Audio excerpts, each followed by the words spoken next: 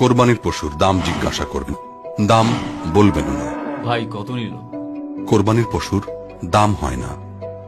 কোরবানির পশু কোনো পণ্য নয়, পরম করুণাময়ের নির্দেশ।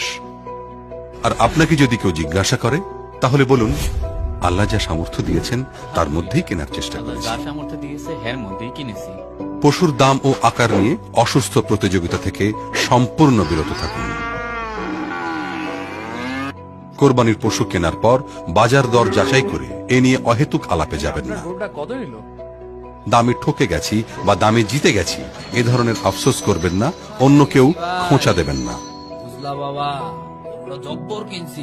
আলোচনা বা বড়াই করবেন না কোরবানির মাংসের ওজন ও পরিমাণ নিয়েও। খালা ঈদ মোবারক। ঈদ মুবারক। তোদেরটা কত মন হলো?